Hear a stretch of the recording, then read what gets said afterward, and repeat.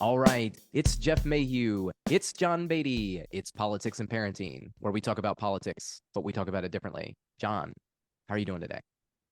Jeff, I'm buzzing with anticipation. I've heard that H.W. Brands is going to be on our show today. Is that true? Brands is going to be on our show today. Absolutely true. I'm so excited. All right, very special guest with us today. Today we have H.W. Brands, professor at the University of Texas at Austin, and a historian and biographer. I'm a big fan. Thank you so much for joining us today. How are you doing? Just fine. Glad to be with you, Jeff. So, John and I, we got into politics through reading history. And some of my favorite books have been yours. So we're really excited to be able to ask you some questions. And I read your Substack, which you write a Ah, lot, by the way. And I love it. We should read. Everyone should read as much as you write. And you've got this great article. It was last week called Life After Life, and it kind of talk about the analytical and the narrative historian. So just wanted to kind of, you know, where do you feel like you fit into that? And what do you feel the roles of those two historians are in our society? so in the first place, historians relate the past to people in the present. So we deal with things that have already happened, and we try to discover them, investigate them, then to somehow convey them, what happened, and if there's a lesson, a meaning that comes out of it, convey that too. Some of it is simply a transcription of history. So this happened, this happened, this happened, this happened. But it's never only that, because somebody has to arrange the facts. Somebody has to decide what's important, what goes in, what goes out. Now, in the piece that you talked about, I distinguish between analytical historians and narrative historians. And I have a foot in both camps. I'm an academic. An academic historian, at least that's my day job. They write the paycheck. And as an academic historian, there is this presumption that your primary audience is people who already know pretty much of the facts about this thing you're writing or talking about as you do. So facts are relatively less important to the academics because in the academic world, people tend to specialize. And so if you specialize in the War of the Roses or the Industrial Revolution or 20th century politics, you get to a certain point where you know the story. You know, this person was elected, this event took place, and so on. Then to justify writing new articles and books about this subject, you got to come up with something new. And the something new is almost always a new interpretation. Now, occasionally, there is some new cache of historical records that is revealed. I started out as a historian of American foreign policy in the post-World War II era. And the materials that I was going to look at, the raw materials of my history, were typically government documents that had originally been classified for national security reasons. So these are top secret, confidential, and so on. And if I had tried to come along, let's say in 1950, and write the history of the origin of the Monroe Doctrine, which was announced to the world in 1947, I would have largely struck out. I could have told the story as it was known to the general public, as it was reported in the newspapers, but I wouldn't have been able to figure out what was going on in the heads of the officials of the Truman administration because their lips were sealed, basically. And all the memoranda, all the letters that they sent back and forth to each other, they were tucked away for the good reason that to release these to the world would give potential enemies of the United States insight into what Americans were thinking. So the problem there is getting access to this. And I started writing about that period about 30 years later. And the timing was not coincidental because in the United States, there's a roughly 30-year window where things that have been classified can remain classified. But then eventually they are released. Almost all of them. Not all of them, but almost all of them. And so in the 1980s, in the early 1980s, I was writing about the early 1950s. Now, in that case, I could come up with new information. So on this day, Dwight Eisenhower said this to John Foster Dulles, the Secretary of State. I could add detail that simply wasn't known before that. But people who write about sort of, what shall I say, favorite topics, well-worn topics. So if you're going to write about the American Civil War, it's very unlikely that you're going to come up with new material. There's not going to be new information. So all that's left is new interpretation. So the analytical historians, they focus on interpretation. What does it mean? They'll take a different angle on the same story. Now, those are the analytic historians. The narrative historians are the ones who do not presume that the people who are reading or listening know all the information. The narrative historian wants to tell the story. And to some extent, the story will be new to a lot of the readers, because when I'm writing as a primarily narrative historian, I'm writing for people who are not experts in history, who have not read everything there is on this particular topic. That's what the analytical historians write for. The narrative historians write for a more general audience. But there's another aspect to this as well. And there are people who have written everything there is to read on the Battle of Gettysburg or the Battle of the Alamo. I live in Texas, and I've occasionally written on Texas history. Yes, and there are people who have read everything there is to read on the Battle of the Alamo. And if you write a new book on the Battle of the Alamo, they will read that because they want to know everything. But there's also an angle, I'll be the first to admit, there's a little bit of the bedtime story angle to this. Tell me that story again, Daddy. Because if it's a good story, it's worth retelling and rereading. But for the narrative historian, the goal is to portray this series of events. And it's a narrative rather than simply a collection of facts. It's a narrative because one thing leads to the next, leads to the next, leads to the next. And so you tell this story. It's been my observation, it's been my own experience, but I've seen this in all sorts of people again and again, that the human brain appears to be wired for stories. And this is why I start telling you a story, and then if something interrupts, wait a minute, tell me how it ends. You know, you got to, because we want to know how it turns out. And so this is what the narrative historian sort of plays to. This is what the narrative historian, I want to get you involved, you, my readers. I want you to get involved with my characters. I want you to care about my characters. I want you to care how it turns out. So you can't come to the last chapter and then just put the book down. No, I want to know how it turns out. Now, it's a bit of a trick sometimes when you're telling stories where the ending is known. But as James Cameron, the director of the movie Titanic, among other things, said, you know, nobody walks into the theater thinking the Titanic's not going to sink. But you can still make a good story out of it. So I liken that actually to the Battle of the Alamo. And one of the strike, everybody knows that all the defenders were killed. So if you expect to be surprised by the ending, well, no, that's not the way it's going to happen. But we want to know, because in the case of the Battle of the Alamo, and I'd say this is the same thing with the Titanic, you know that these people you're looking at, you're reading about, you're watching on the film, you know that they are doomed. They don't know they're doomed. And so it's almost like this kind of prurient interest in, so how are they going to deal with this?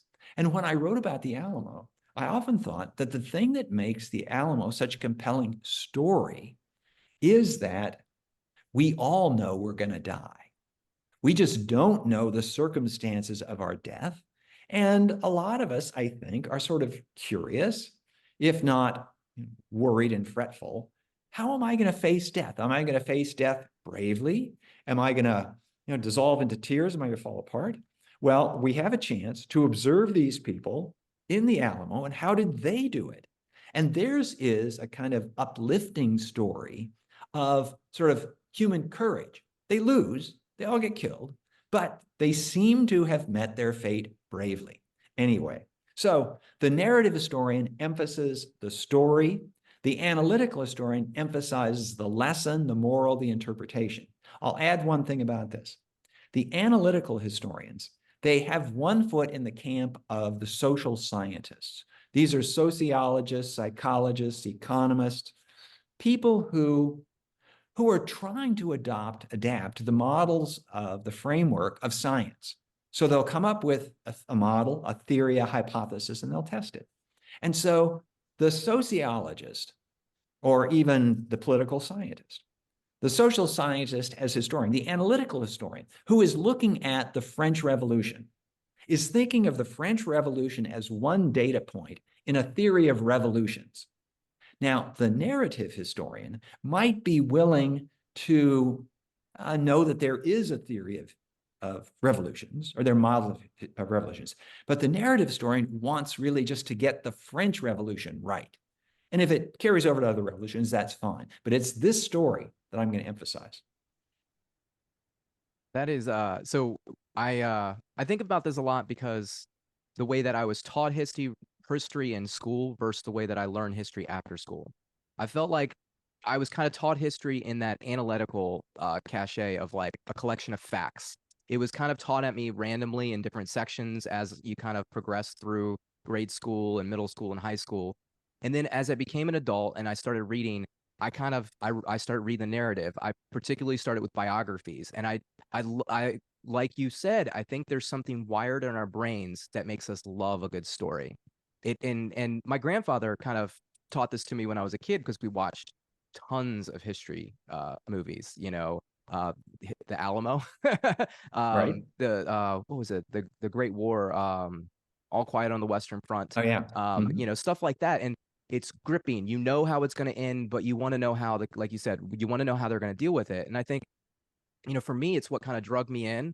And then understanding the narrative of it kind of helped me with, I guess, the facts or the whys, that you talk about with the analytical is like, all right, so everybody says that George Washington was a great president, and he could have been a dictator, but he walked away. And it's like, why was Washington the way that he was? And like, I read his story and I think, well, he didn't have a father. He had a mother who was like overly, I don't know, maybe fatherly in the absence of his father. And he had this kind of strained relationship with her. It caused him to have a little bit of a temper, but overall, it made him, I think it shaped him to be kind of a patient person and adapt to different, voices. And for me, it's been a big part of like my growing as an individual to be able to study history this way.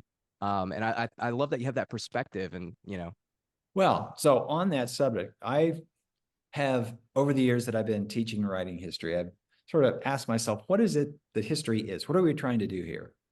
And sometimes I think of history as applied philosophy. And we're trying to figure out what human nature consists of.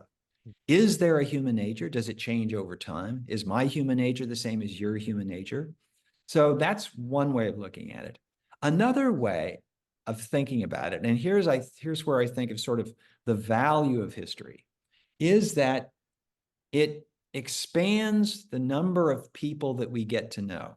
The way we learn about history, the way humans learn about history from the time we're infants, we learn what it means to be human by modeling our parents or our siblings or our teachers.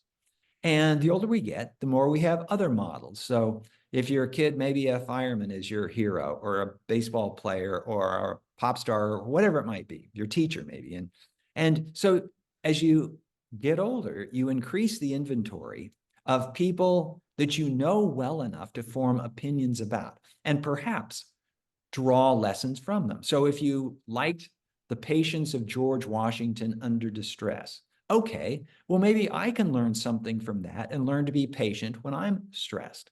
And most people, they know a relatively small number. Their circle of acquaintances is relatively small. The number of people you can actually get to know in your own life is limited by who you meet and the time of number of hours in a day and all this.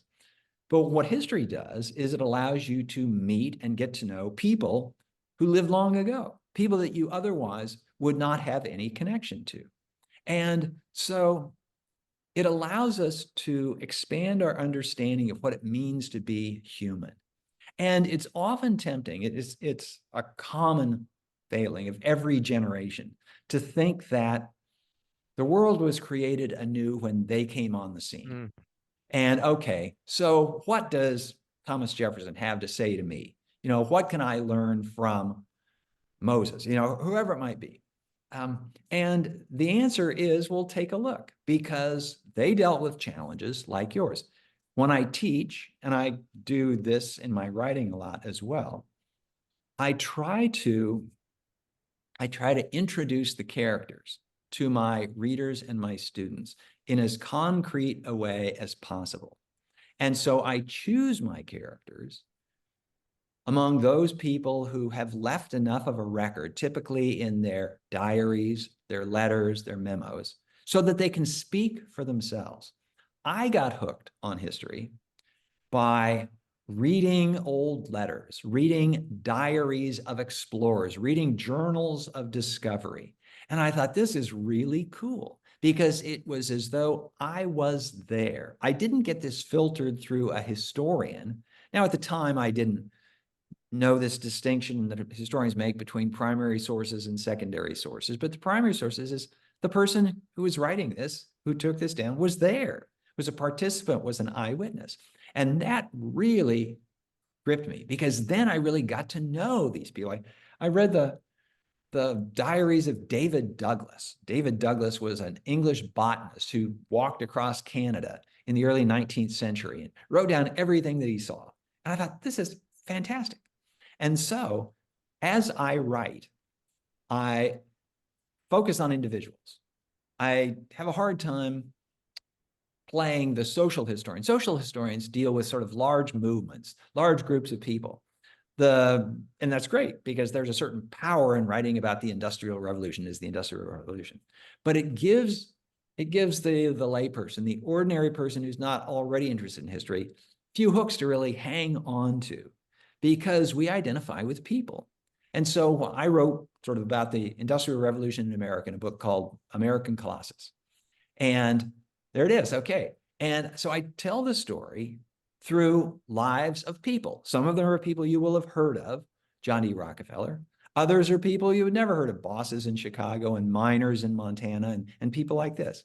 But these are people who can speak for themselves because actually, the farther I got into the world of professional history, and I say this with no disrespect whatsoever for my academic colleagues or my historian colleagues, but I became sort of less taken by the accounts, by the testimony of historians. Because, well, you weren't there. How do you know? Show me your evidence. And I came to liken what the historian says to hearsay evidence in a courtroom trial.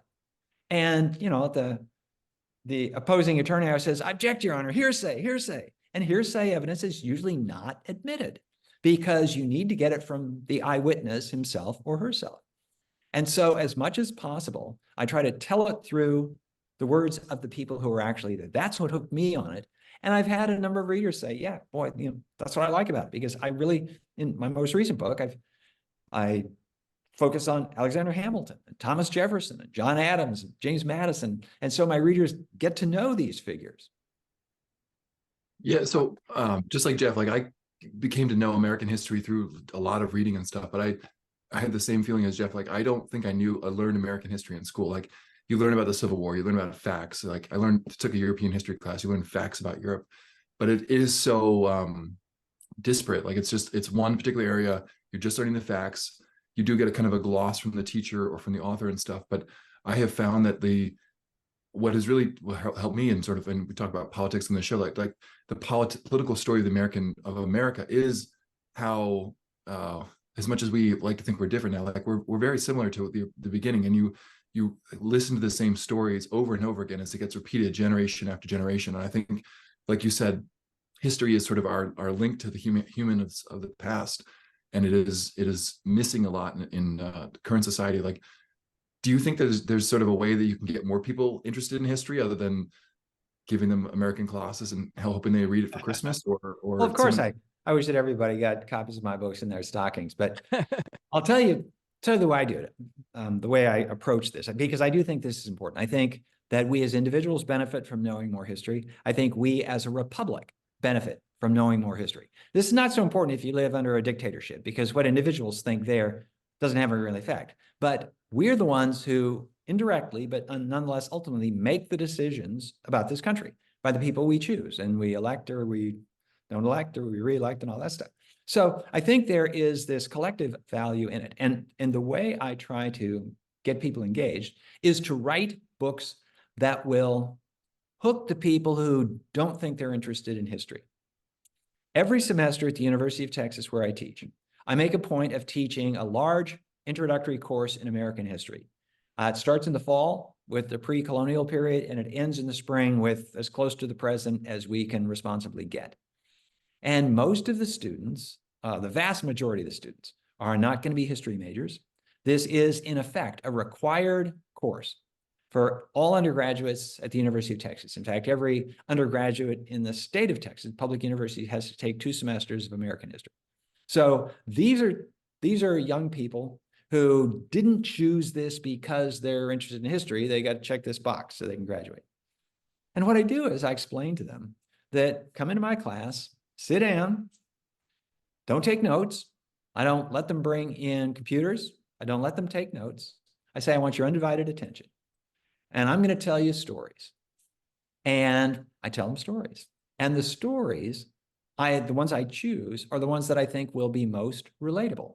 Now, when you start thinking about it, there are lots of stories that relate to young people.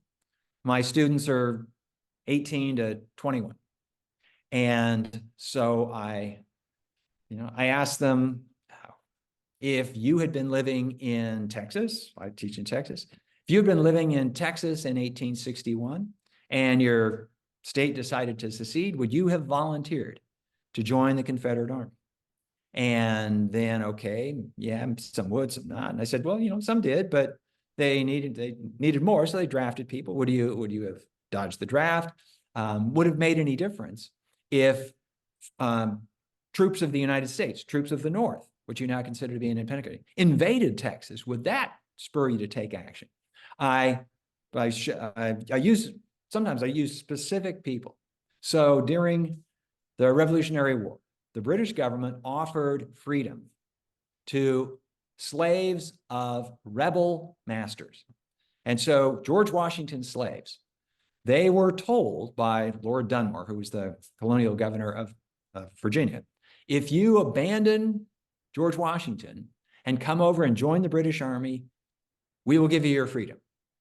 Now, I say, okay, so you're a young man, young black man, a slave on Washington's plantation, and you're 20 years old, and you hear of this offer.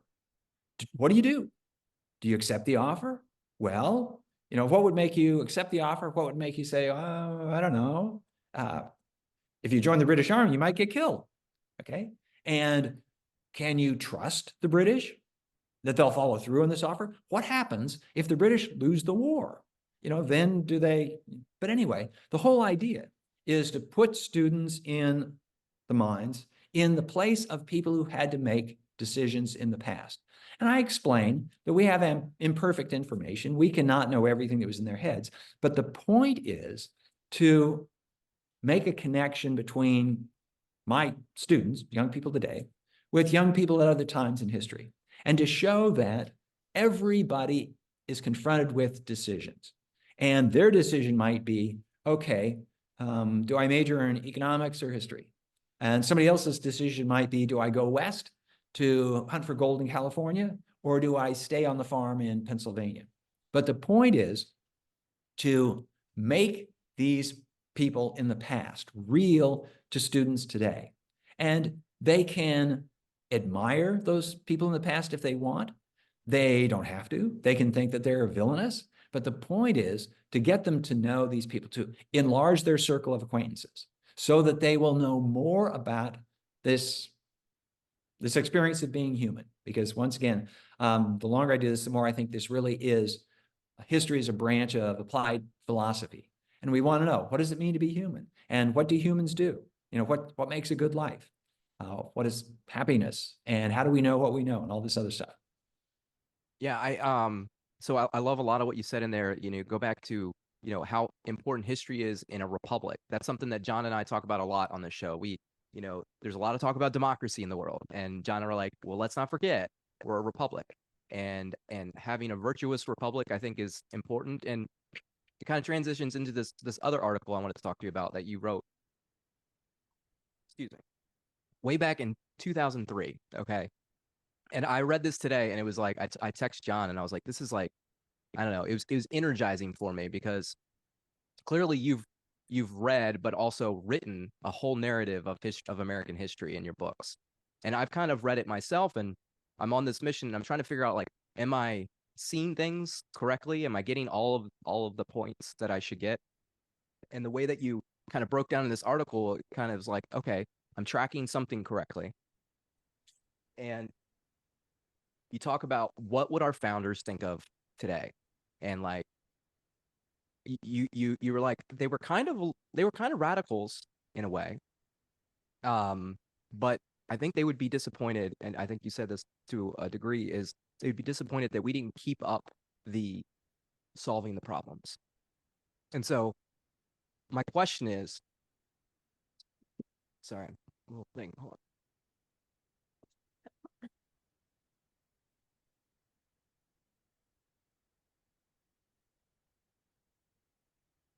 Should we amend our Constitution more?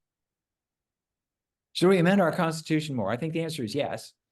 The problem is that it's very difficult to do that. Now, the framers of the Constitution, the people who wrote it in 1787, designed it to be difficult to amend, but not impossible. Now, that generation amended the Constitution more than the rest of the generations combined, almost.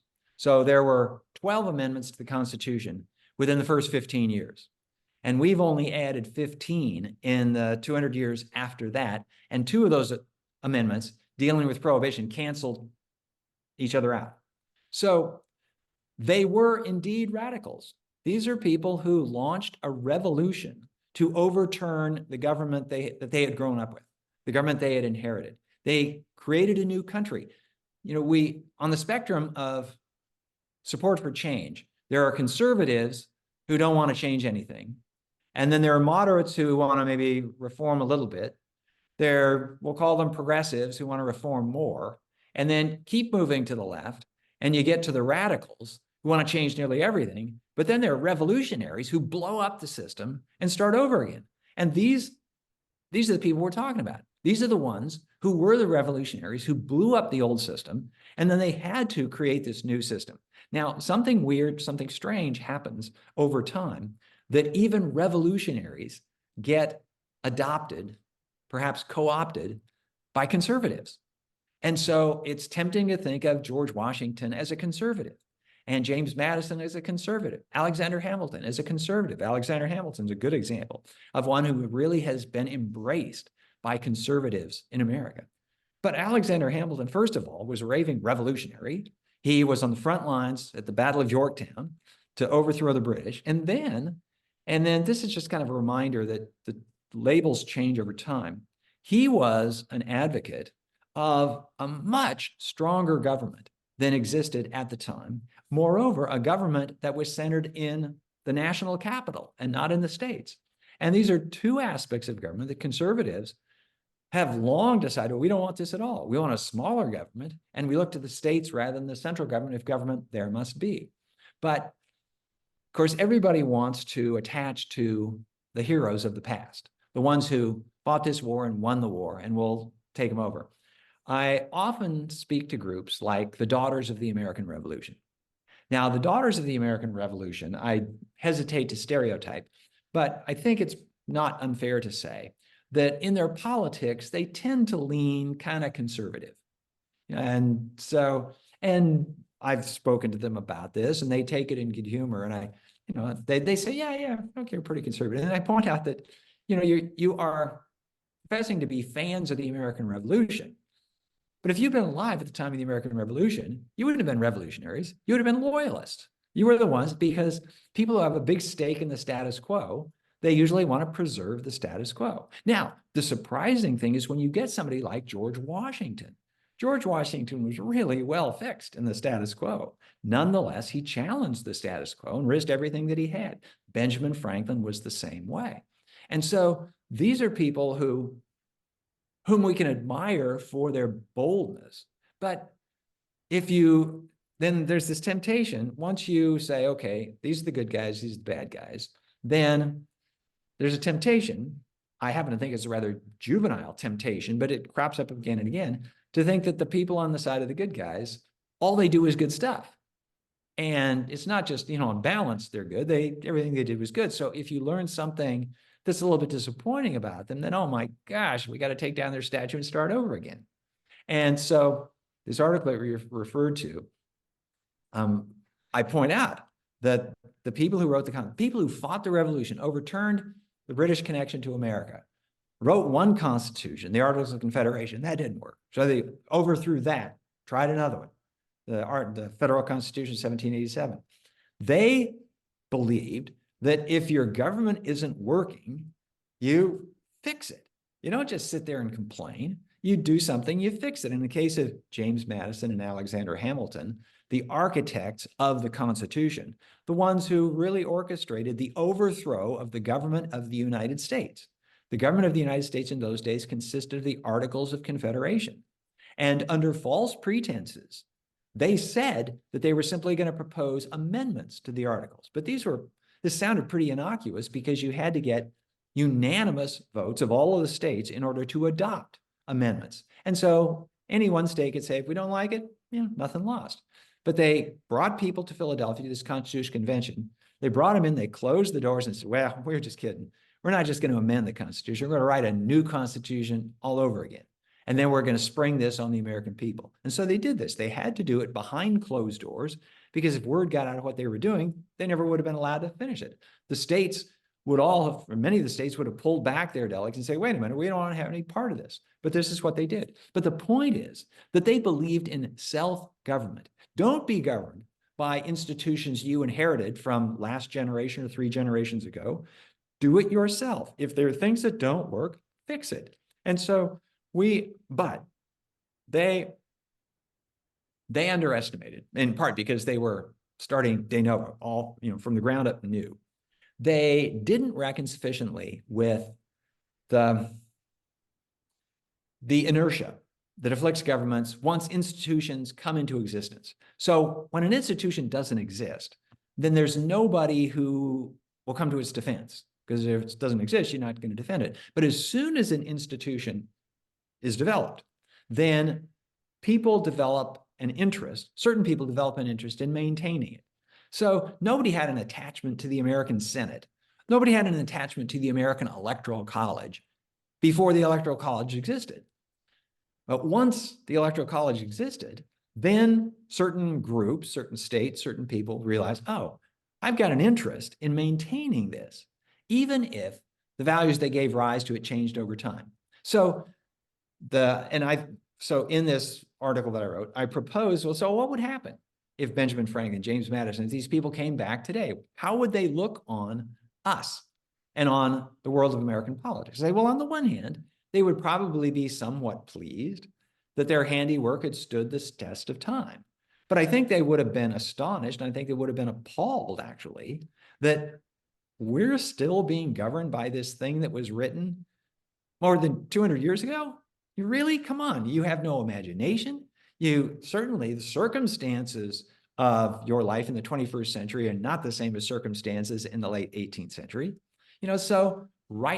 Thomas Jefferson was so bold as to say that laws actually had no legitimacy within about 20 years of the time that they were written, because every generation needed to govern itself.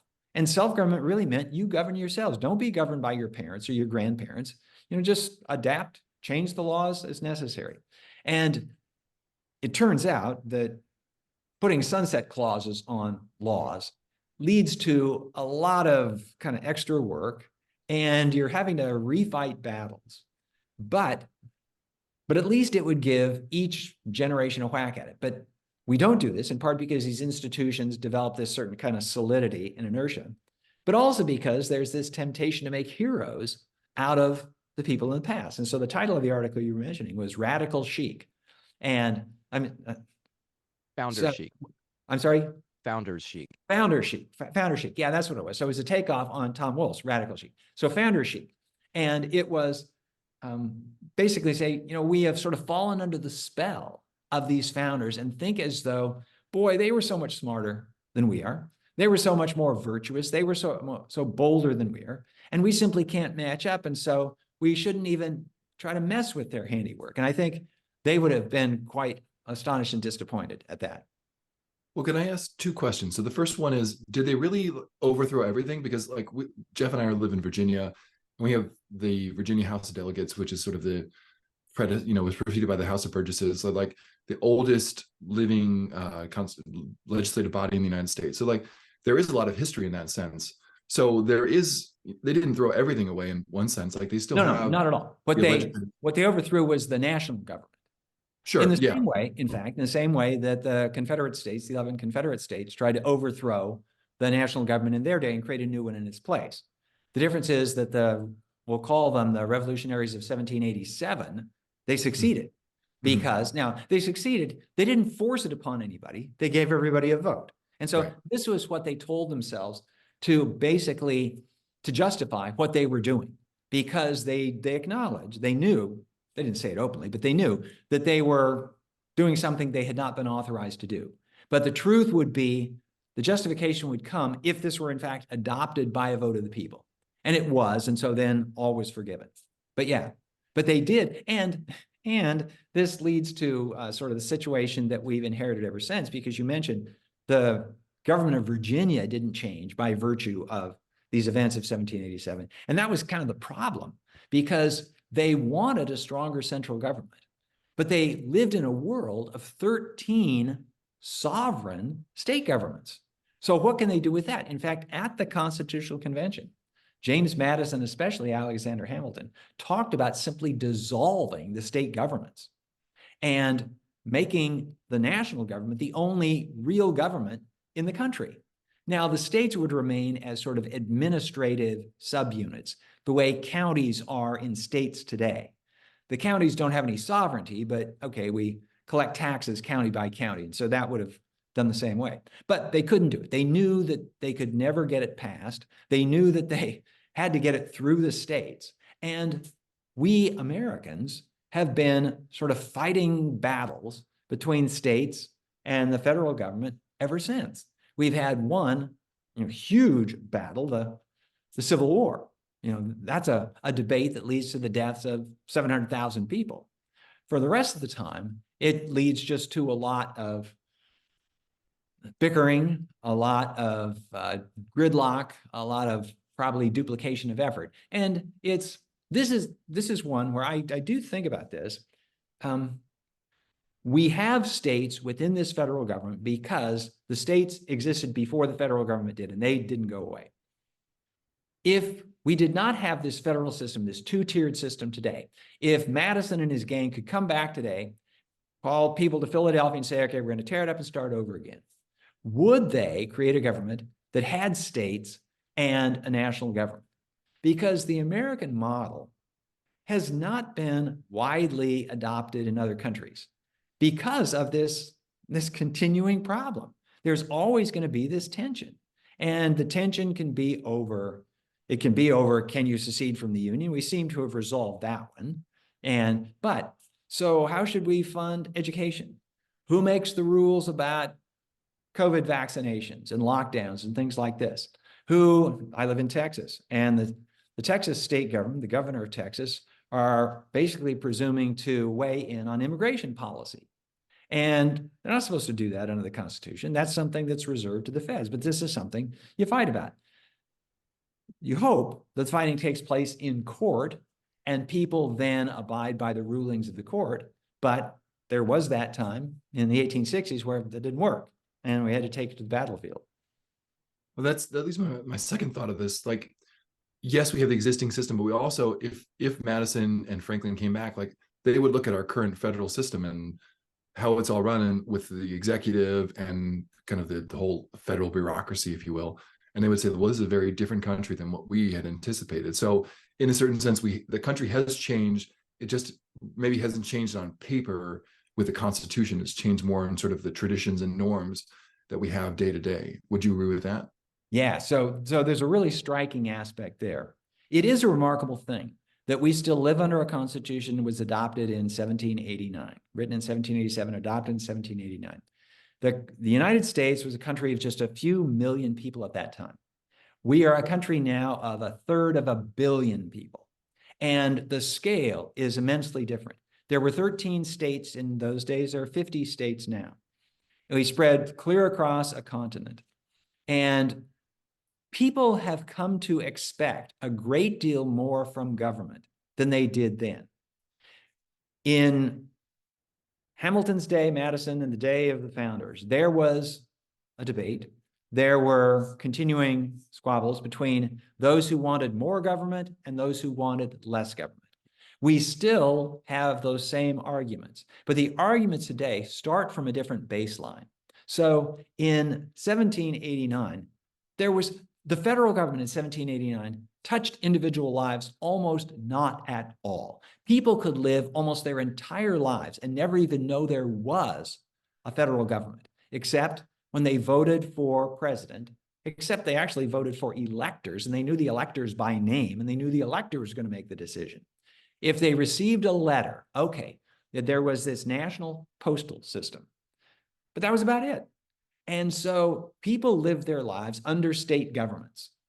Now today, you cannot go a day, you cannot go half it, you can hardly go an hour without being aware of the existence of a national government. And this came about not because of some conspiracy on the part of bureaucrats or people who are determined to grab power and bring it to Washington. There's some of that.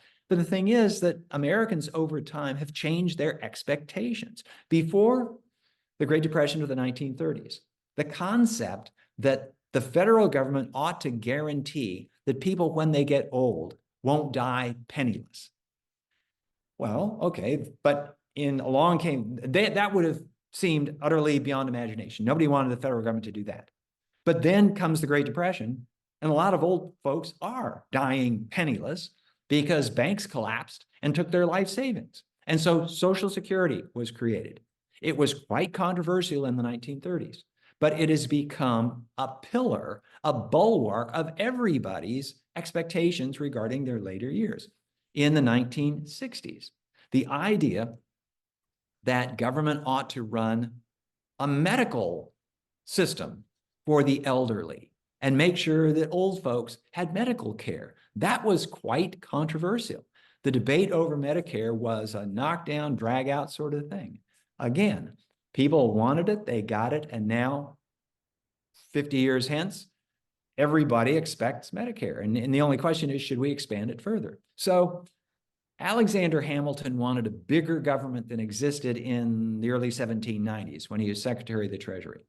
Would he have wanted a bigger government than exists today? I really don't know, because he wanted it bigger than then, but today it's 50 times bigger than it was then. Would he have been satisfied with 3 times bigger than then? If so, he would have said today's government is too big. So I get the right. He was all about the federal debt, but he probably wouldn't want a $33 trillion federal that's debt. right. That's right.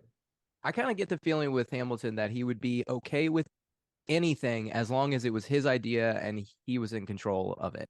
Oh, I mean, this is one of the oldest stories in politics. So liberals, progressives, Jeffersonian types, they are worried about expansive government until they become the government. And then they say, well, okay, actually, we can trust government with power now that I'm the government. Yeah. I mean, there have been some individuals in American history who've been more candid than others about that. So Theodore Roosevelt was quite happy to gather power to himself. And the only concern he had about power was that he didn't have enough of it.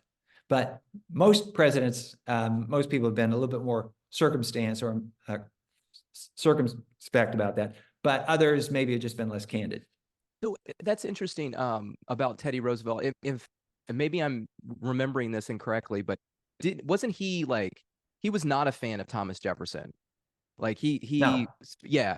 But he kind of, Thomas Jefferson was one of those people that kind of, when he was in power, power was good. When other people was in power, power was bad. And like you mentioned, Roosevelt was of the mindset of power is good because I'm going to use it for good. And give me, Right. give me. Right.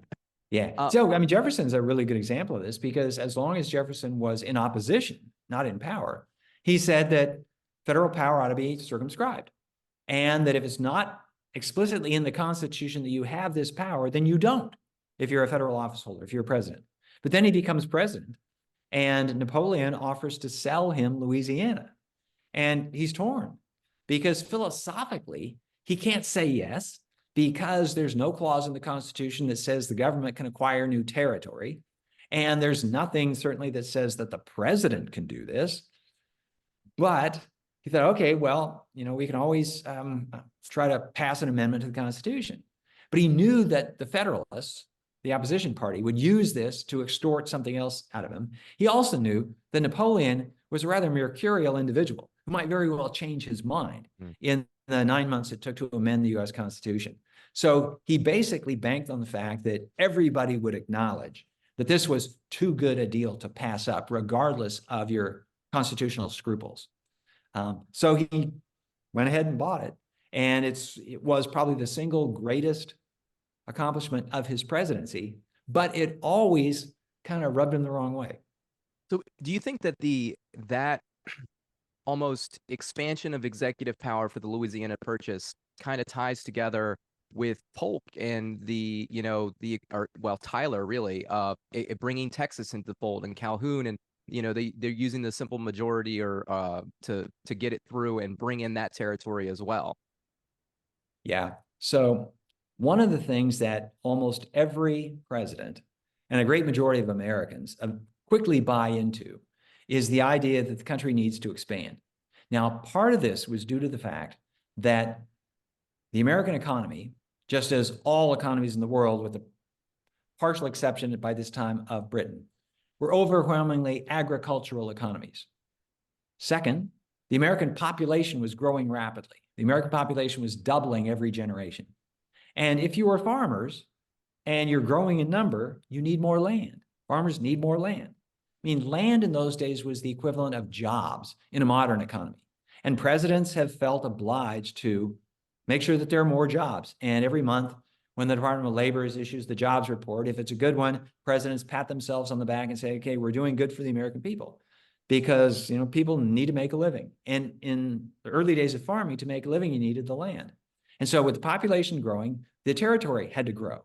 And so Benjamin Franklin was largely responsible for expanding the borders of the United States from the crest of the Appalachian Mountains to the Mississippi River in the negotiations with Britain at the end of the war. And then Jefferson doubles it again. The acquisition of Texas fell in the same category, especially when at the end of the war with Mexico, it was accompanied by California and New Mexico, which almost doubled it again in size. And then the country ran up against the Pacific Ocean. And then the question is, what happens then? Well, it would have been something of a crisis in either American history or a crisis that might have seen Canada annexed to the United States, or more of Mexico annexed to the United States, except that just at that time, the United States was diving into the Industrial Revolution, which meant that more and more people were employed in factories. So you didn't have to expand the territorial base of the country. Now the question was, can you create the demand for the goods that the factories produce? And sometimes it meant, can we find markets overseas for the products of our factories? So government is still trying to make sure that the American people are well taken care of, that the economy is working to the benefit of the American people, but the economy has changed. So the nature of the economy and the acquisition of new territory, that's no longer necessary. Yeah. So I want to come back to the article with constitutional amendments. When I asked, you said, yes, it should be we should amend the Constitution more, but it's very hard. But you also say, like, we have a generation of leaders, and this was in 2008, who almost, cowered to the founders, and like they just weren't good enough to like get things done. And what separated our founders was like being bold. And isn't that what we need in this generation now? Is like we need a generation who are bold, who are willing to go, hey, we need to amend the Constitution. Here's why we need to amend the Constitution. And I think in your article, you tackle one of those things, which is campaign finance, which since 2003, I think has gotten significantly worse. And, you mentioned like this goes against what Ben Franklin would want. I mean, you look at the British system in your book, the First American, and that story that you tell of Franklin going over there and dealing with the British government and kind of how, the money played a factor over there in the decision-making and how unrepresented we were. It feels very akin to what we go through today. Yeah. So Franklin, in fact, proposed that American public officials should serve without pay. Now, it was sort of easy for Franklin to say because he was an old guy. He had made enough money. He didn't need the pay. But he did point out what would happen if people saw that their livelihood depended on remaining in office, because then their emphasis, their interest would be in remaining in office regardless of what it took to remain in office. So he thought that was not a good thing. He wanted to see rotation in office. And as to the question of amending the Constitution, there's sort of two problems with amending the Constitution. One I alluded to earlier, and that is once something exists, there's a constituency that emerges to make sure that it continues to exist. I'll give you an example. This is not constitutional exactly, but one of the biggest middle class tax breaks is the deduction against income taxes of mortgage interest. Now, back in the days of the Great Depression, it seemed like a good idea to boost the housing market, to make sure that people would buy houses. But it is something that the people who benefit from it most really don't need it. It's sort of a transfer payment from everybody to homeowners who are already reasonably well off. Now, to get rid of it, though, is nearly impossible because so many people have so much of their own wealth wrapped up in their homes. And if you say you can't deduct mortgage interest from your taxes, then the value of their homes diminishes. The real estate industry takes a hit. So if it didn't exist today, nobody would think to create it, and they wouldn't have the support, the broad support to create it. But it does exist. And so it's really hard to get rid of it because so many people have a vested interest in maintaining it. So that's part of the answer. So we've got an electoral college. And I suggested earlier that nobody would create an electoral college if it didn't exist. Other countries don't have electoral colleges. Now, it came from a time when, first of all, the country was small. Secondly, communications were slow, even though the country was small. And it wasn't expected that people would know who a South Carolina voter would not have any understanding of who this candidate from New York or Massachusetts was. And the point of the Electoral College was the electors, they would tend to know these people because the political class was pretty small in those days, and they would all know each other. So there was that. There's a second thing that is absolutely crucial to this. The Electoral College was created in a day by people who were very suspicious of democracy, of actually handing political power over to ordinary people. The electors were designed to provide a filter between the ordinary people and the ones who actually chose their leaders. Now, things would change within 50 years, 40 years. By the time of Andrew Jackson, the idea of democracy had taken hold. And we've lived with the idea that ordinary people ought to wield political power, even if through representatives, but they ought to be the ones to choose the representatives, including the president. So we've got this vestige from an earlier time that survives into this modern time. And with democracy, the basic idea is the majority wins. And you don't subdivide the majority among all of these different groups so that you can win the presidency with a minority of the popular vote. But this is what we've got. And it's impossible to change, in effect, because there are so many small states that benefit from this, and there are more small states than big states. So anyway, there's that. But there's one last thing, and this is overlooked. And this is, I'll say this sort of kind of in defense of not changing things. And the fact is that we have changed a whole lot. We haven't formally amended the Constitution very often, but the way our country operates, the way our government operates is very different from what the founders knew. I mean, for example, just one thing. The vice president originally was the runner-up in the race for the presidency. And there was no expectation that the president and the vice president would agree on policy, they would have anything in common. In fact, it was assumed the opposite, because if two people are running for office and one wins and the other guy loses, then probably they don't agree on everything. But this is segued into a system where we choose our president and vice president as a ticket. Now, technically, we don't. The electors, they cast two votes, one for president, one for vice president. And it's quite theoretically possible for an elector to say, okay, I'm going to choose this person for president, but somebody else for vice president. And we've had a couple of times in American history where that happened.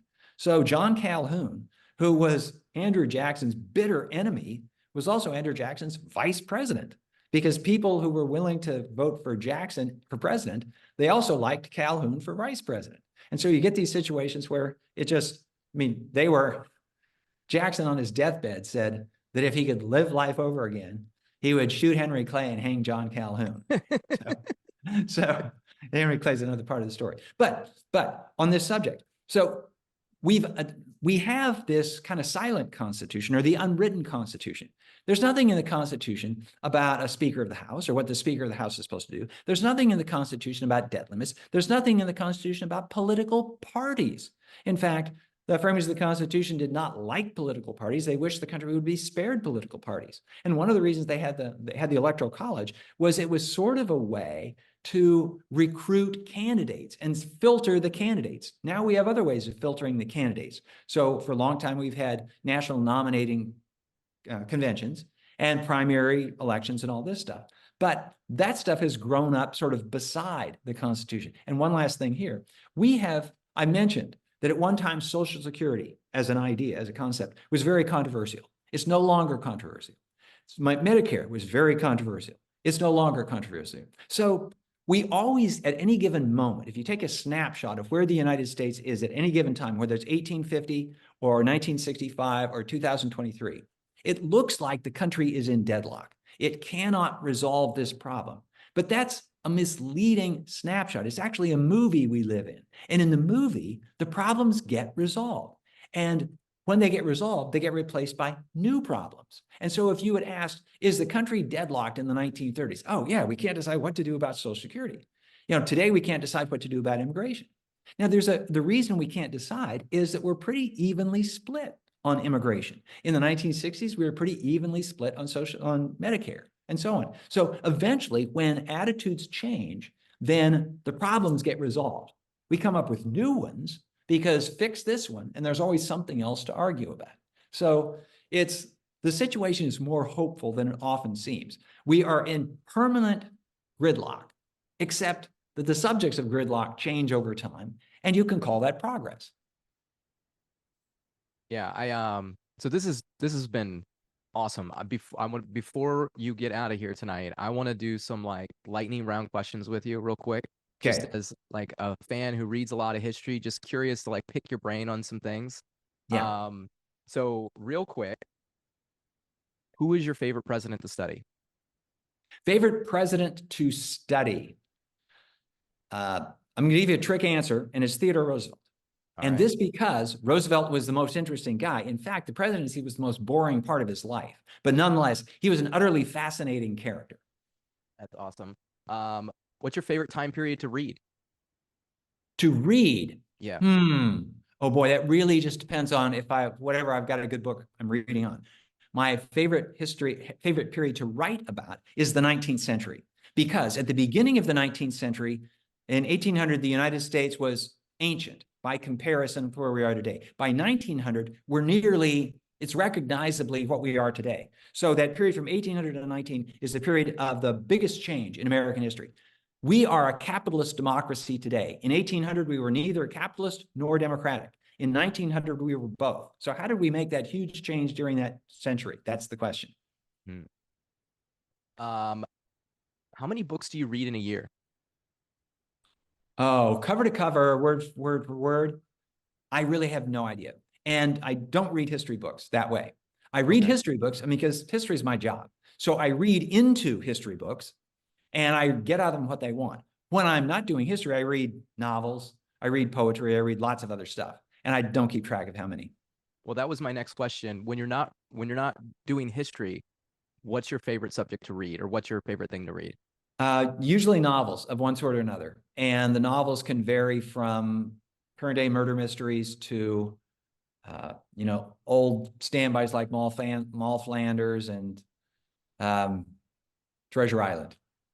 Who is your favorite non-president American political figure? Oh, let's see. William Sherman. William Sherman? Yes. Why? Because he was about the one person in American history we can say with certainty could have been president but said no. And it's really rare. He would have been handed the presidency. The Republicans who controlled American politics at the time, they said, please, General Sherman, accept the nomination. And he said, no, I don't want to do it. And that he said no because he despised politics and politicians. And he also had enough insight into himself to know that he would be a disaster as president because he didn't know how to play the political game. If you could sit down with one person of all of history, who would it be? Well, it would be Benjamin Franklin. I spent 5 years with Franklin when I was writing his biography, and he was a most congenial guest in my home. But there's something that I'm still not sure I know about Franklin, and that is, was he pulling my leg? Was he pulling the wool over my eyes?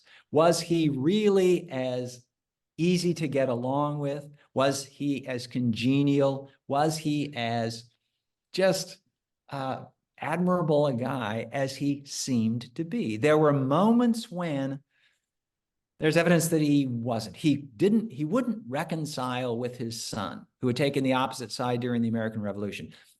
I have 3 children, and I cannot imagine anything that they would do that would cause me to say, you are no longer my child. But that's in effect what Franklin did with William. So something's going on there, and I could just get a hint of what's going on beneath the surface. So I'd like to sit down with him long enough to get him when he's not presenting himself to, not when he's not simply being Ben Franklin. That's really interesting. I like how you kind of take the family relationship and kind of layer it over, and like, you know, what in reality, from what I read, the same thing, right? He's this very congenial guy, but I think we all look at ourselves and we go, like, we're trying to be good, we're trying to be nice all the time, but we're not perfect. You know, there's going to be things that, you know, in darker corners that maybe we don't want, you know, the light being shown on. Right. Oh, sure. Yeah. Let's see. What did I have left here? Oh, so I have read the books that you see behind me: American Colossus, FDR, Heirs of the Founder, Andrew Jackson, and Ben Franklin. Of the rest of the books that you've written, which one should I read next? Founding Partisans. Founding Partisans. It's my newest. It was published in early November and is about the emergence of party politics in the 1780s and 90s. And it seems to me, anyway, quite appropriate to our moment in history today. Absolutely. So, another quick question for you before we get out of here. Jay Cost wrote in Dispatch this week about an article about expanding the House of Representatives. And Kevin Kozer wrote an article in The Hill about expanding Congress's capacity. And when I read history, it's one of the things that's stuck out to me the most is kind of how parts of the government have expanded power significantly, but one place that seems to have shrunken or lost power is the House, is Congress. What is your take on those issues? To the extent that Congress has lost power, it's because Congress abdicated power. So presidents have a great deal more power, authority than they had before, but largely because Congress has yielded it to them. For example, Congress has allowed presidents to take the country to war without a congressional declaration of war. We haven't had a declaration of war since the day after Pearl Harbor. So Congress allowed that to happen. Congress, under the Constitution, is supposed to control trade policy, including the levying of tariffs. But Congress has handed that to the president. So President Trump could launch a trade war without consulting Congress. So Congress has given up many of its prerogatives and much of its authority to the president. If Congress were serious about governing, they could take that back anytime. But it's easier for members of Congress not to do this, to leave this to the president. And so the comparative weakness of Congress is not something that it's not a matter that the power was stolen by the president. Presidents have often appealed to Congress to say, okay, do this, that, other thing, get this law passed. Now, if Congress doesn't act, or if Congress doesn't act in the way the president wants, then presidents try to act on their own. But that's kind of in the nature of things. It is true that the presidency as an institution is much more powerful than it was in earlier times. Some of this is simply the fact that the United States has a full-time foreign policy. In the 19th century, in the 18th and 19th century, the United States had hardly a foreign policy at all. And the Secretary of State, who's now the chief diplomat, he was primarily domestically oriented. But once we get into the 20th century, really with Theodore Roosevelt, when you have a full-time foreign policy is unusually the prerogative of the president. If you're going to make decisions foreign policy, you can't farm that out to Congress, because Congress is this committee of 535 people, and it just doesn't work. So that's part of the reason. But the other part of the reason is that Congress simply has decided, individuals have decided, and Congress collectively decided, that we don't want the responsibility of making a decision for war. If the war goes badly, we'll blame Lyndon Johnson, we'll blame Richard Nixon, wherever it is. We don't have to take the blame ourselves. So I'm not sure how to remedy that aspect of the political culture to get Congress to step up. That's a tougher one. And it wouldn't be resolved by expanding the membership, the number of representatives in the House. Well, so I don't think it would be resolved by expanding the number of representatives of the House, but I do think that the number of representatives should be expanded. And I think that is just the idea of like the self-governing aspect of our representation, and the fact of there's just too much work for these people to do. They just need more employees is kind of the way that I look at it. Yeah, but the reason that they don't have time is that they spend so much of that time raising money. Well, that's that's another issue too. Yeah, and so that's a huge issue. I mean, Yeah. I don't know lots of members of Congress, but I've gotten to know some of them. And as far as I can tell, when they decide to go into politics, they have the best of intentions. They really want to do something good for their country. They've usually succeeded at some level somewhere else in a profession or in a business or something, and they want to, give back. And they get elected. And as soon as they get elected, they're brought in by the party leadership and explained, okay, between now and the next election, you've got to raise $15,000 every day if you want to have a chance of getting reelected. And this becomes their job. And the only way really of dealing with that is to address the question of money in politics. And that's one under the current dispensation of the Supreme Court. We're not going to be able to touch that. So Well, I mean, if money Constitutional is amendment if speech, then, we got a First Amendment. well, I mean, I think that there's a court argument that you can make, and the idea of it's not just the money is speech, but also the idea of the corporate personhood. And like these questions have been, that had kind of started being debated in the early 1800s, and that led to the idea of money as speech, which led to where we are. So there is an argument to be made about that in the courts. But moreover than what I think is like, this is an area where Congress has to act.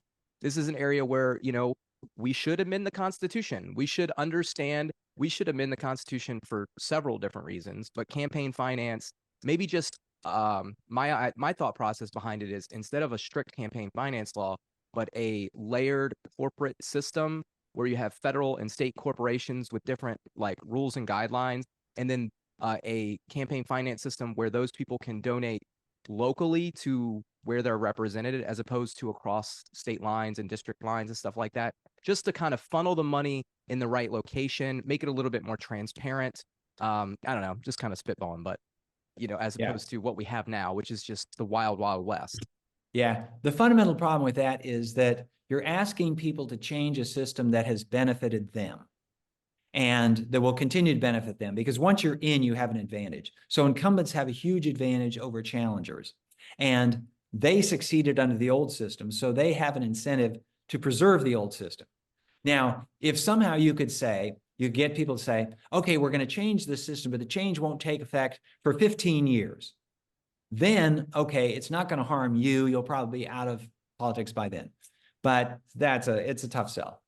Yeah, and again, it falls in that category of whatever system you have, there will be constituencies that benefit from that system, and they'll fight tooth and nail to preserve the system.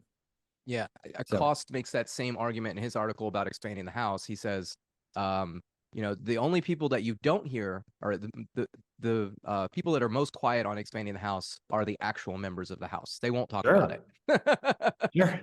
If you're Wyoming's sole member of Congress, you don't want to share the floor with three others. Right. You're just like, I am Wyoming's representative. Yeah. Yeah.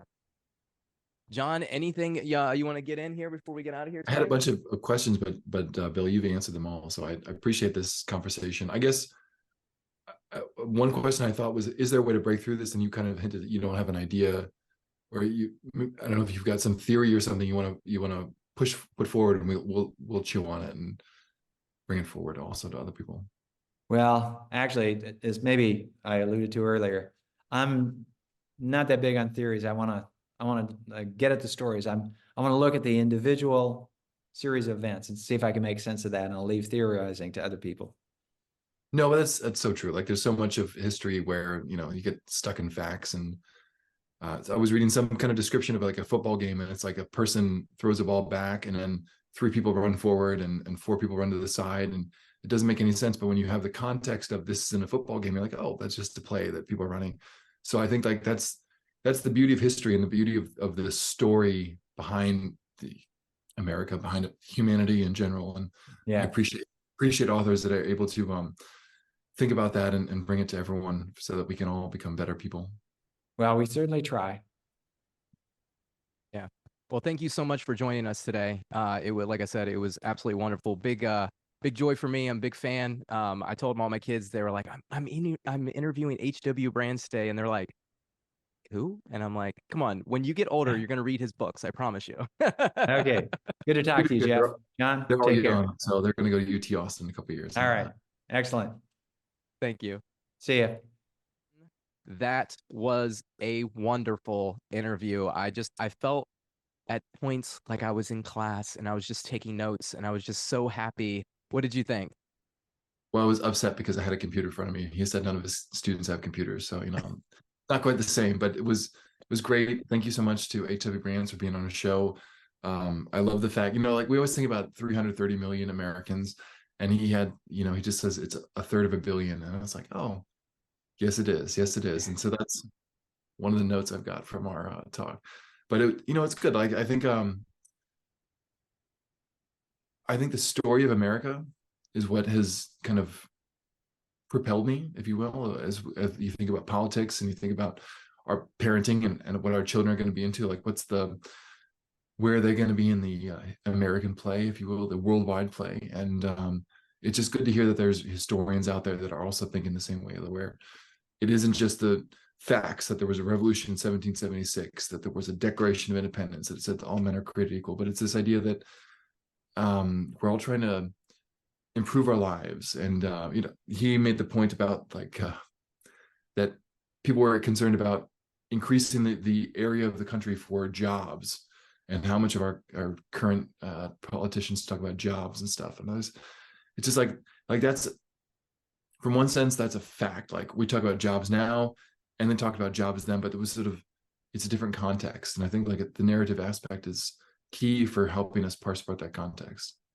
Absolutely. It's what we've been doing, right? It's what our classes have been doing, is we're trying to tell a story. We're trying to tell a story of America so citizens can understand and decide what they want it to be, right? And how they want how do you want to have a relationship with your government? And what do you want your government to be? Because at the end of the day, it's a republic. It's a self-governing republic. It's up to us. Amen to that.